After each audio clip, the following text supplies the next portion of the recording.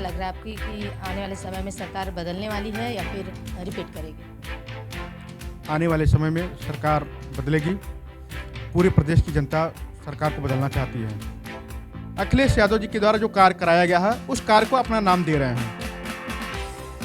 जनता महंगाई और बेरोजगारी से बहुत परेशान है, तो ऐसे में समाजवादी पार्टी का क्या एजेंडा है? जिनके पास परिवार न हो परिवार का दर्द क्या समझेंगे। शिक्षा और स्वास्थ्य को लेकर के समाजवादी पार्टी का कहना है, क्या करेगी समाजवादी पार्टी अगर? क्या नाम बदलने से काम बढ़िया हो जाता है? नमस्कार, मैं हूं निधि सिंह। आप देख रहे हैं पूर्वांचल टीवी। इस वक्त हमारे साथ समाजवादी पार्टी लोहिया वाहिनी के राष्ट्रीय सचिव प्रमोद यादव जी हैं। उनसे बात करते हैं। सर, बहुत बहुत स्वागत है आपका पूर्वांचल टीवी में। धन्यवाद आप लोगों का।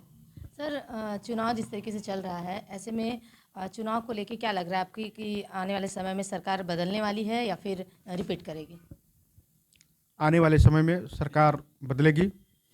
पूरे प्रदेश की जनता सरकार को बदलना चाहती है। पूरे प्रदेश की जनता इस सरकार से त्रस्त है। इस सरकार ने नाम बदलने के सिवा कुछ नहीं किया है। इस सरकार ने केवल लोगों के ऊपर बुलडोजर चला के और जो इनके जात विशेष के लोग हैं, चाहे वो कितना भी बड़ा अपराधी हो, उनके ऊपर कोई कार्रवाई नहीं। अदर बिरादरी का कोई भी अगर हो, थोड़ा भी है तो उसके ऊपर कार्रवाई करके ये उनके घर को बुलडोजर से ढवा दे रहे हैं, कार्रवाई कर रहे हैं, लेकिन अपनी जात बिरादर के ऊपर कोई भी कार्रवाई नहीं कर रहे हैं। ये सरकार 5 साल एकदम विफल रही है।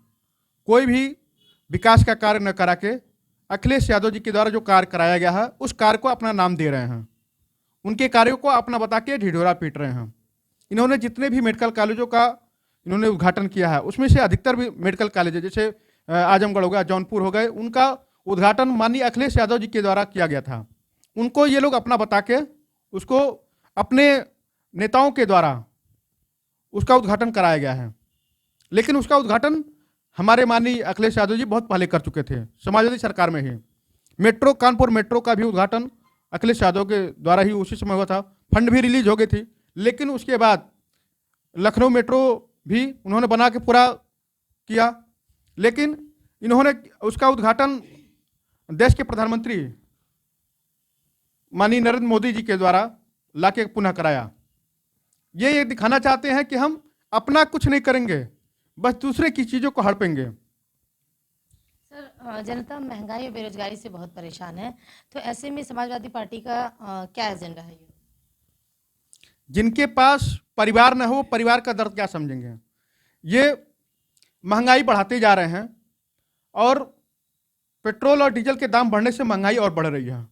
अगर ये पेट्रोल डीजल का दाम घटाते हैं, सब्सिडी घटाते हैं, तो देश में और प्रदेश में महंगाई पे कंट्रोल किया जा सकता है। लेकिन ये बेतहाशा अपने कंट्रोल में रखे अपने साथियों जो प्रधानमंत्री जी के क्षेत्र के हैं, गुजरात के लोग हैं, उनको इन्होंने पूरा कंट्रोल दे दिया है कि आप जितना चाहो बढ़ाते जाओ।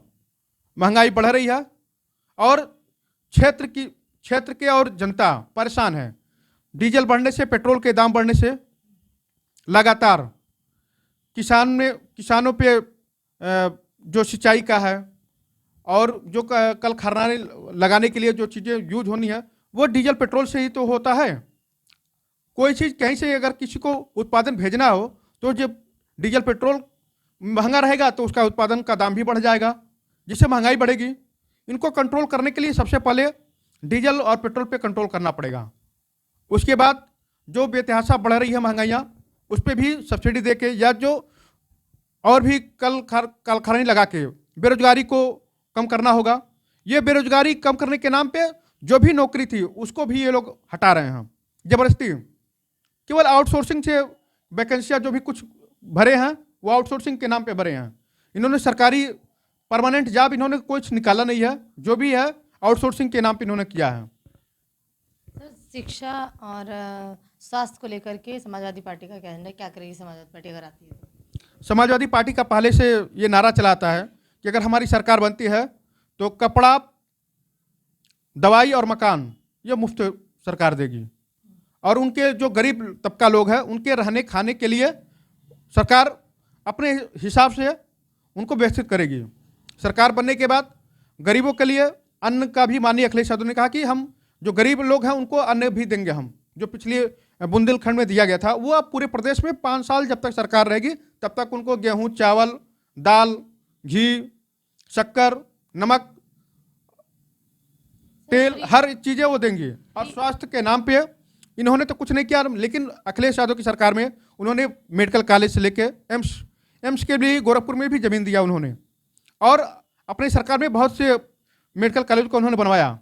स्वास्थ्य के लिए उन्होंने 112 का 118 चलाया, जिससे कोई भी आदमी 10 से 15 मिनट में अगर कोई भी बीमार है एक बार फ़ोन करे तो उसके द्वार पे एम्बुलेंस पहुंच जाती। इसके पहले तो ऐसा नहीं था। इन्होंने स्वास्थ्य और सुरक्षा के लिए भी इन्होंने 100 नंबर चलाया, जिसको इन्होंने बदल के 112 नंबर कर दिया। क्या नाम बदलने से काम बढ़िया हो जाता है? गोरखपुर का नाम बदल के अगर इटली करे, क्या ये इटली हो जाएगा? रामगढ़ ताल का नाम अगर बेनिस कर दे तो भी ये बेनिस हो जाएगा? बेनिस बनाने के लिए हमको सरकार को चाहिए कि उस पर पूरा कार्यक्रम करके और साफ सफाई और व्यवस्थित तरीके से उसका निर्माण कराए, तब ये बेनिस बनेगा।